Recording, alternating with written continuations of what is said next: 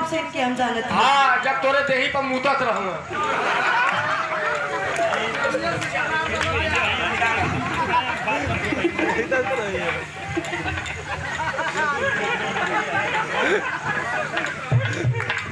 करे भौजी ऐसा काम हम कैसे नहीं कहा।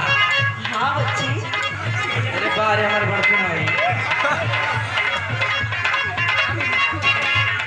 इनके हम ऐसा रहना बिना चट्टी के घूमत रहने तब से देखत ही। वही घर से। हाँ,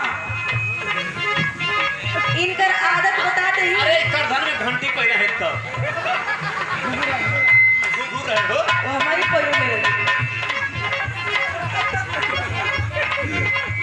भौजी बड़ा मेंटेन वाले रे।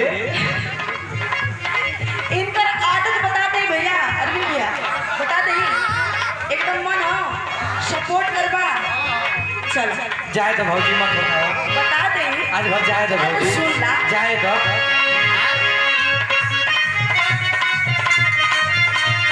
पाले पन्हुआ से तेवरू पाले पन्ना।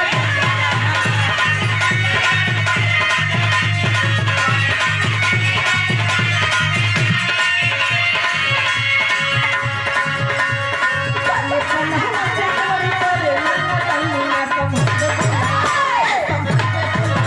ना तकात बंजू बनिया समझ के बोला सामान्य संभर के बोला मैं काट ले सामान्य। दिमाग खराब हो।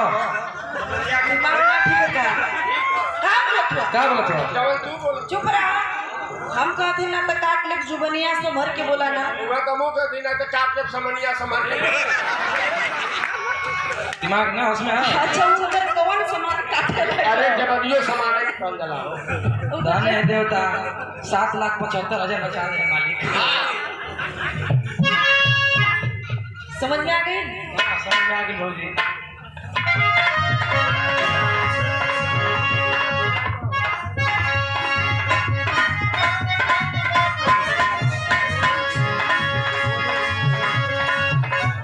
ब्रह्म ब्रह्म से ब्रह्म का सूरत दिया है।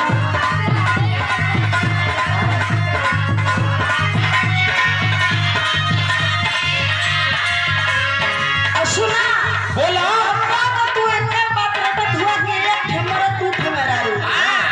वो दू ठे रहा चाहे एक का ठे रहा। हाँ 10 ठेमरा तो एक का मेरा भारी है। ए भौजी तो हम लोग हमारा पचौड़ा दे चाहे हम 4 लोग पचौड़े। सुना हमारी बात।